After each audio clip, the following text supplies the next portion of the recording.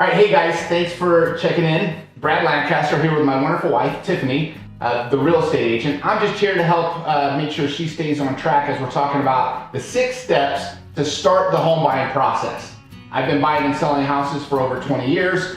Tiffany's got over 3 years of being the #1 sales team in Tooele County, which is our local area. So we thought we'd go over the 6 steps to start the home buying process before you even search for a house. The first step and the most important step is the one you're already doing. You're watching this video because we're going to give you step-by-step breakdowns on the important stuff that you need to be doing to get the process started. So good job.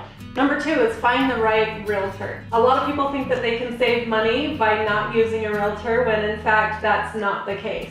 The seller has already negotiated the commissions with the listing agent.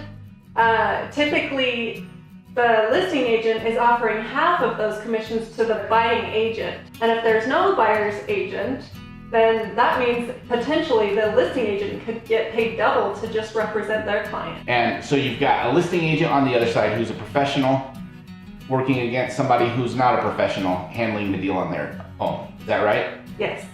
So you're not really doing yourself any favors by representing yourself. Exactly. The other agent's getting paid double to work against you. Tip number 3, make sure you've got money.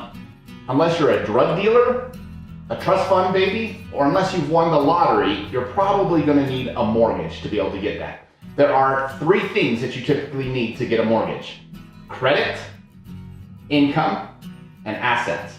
Credit means you have to have established credit.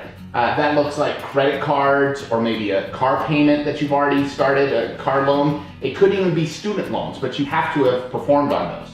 You need income, so that means you need a job. And to get most mortgages these days, you're gonna need 2 years history of income.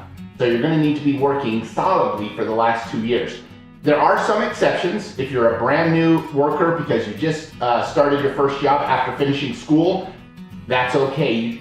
The income or the job requirements are not quite as stringent. And the third thing that you need are assets, or in other words, normally it's money. You need the ability to make a down payment. A lot of times that can be money that's been gifted to you, it can be savings, but you need to have assets to be able to do that. So that's step 3. So step 4 is getting something called a pre-approval letter. Basically, it's a letter from a bank saying that you're good to get this loan to buy a house. Not just a bank though. You can get a pre-approval letter from a bank, from a credit union, from a lender, from a mortgage broker, lots of different sources, right? So what do you need to get that pre-approval letter?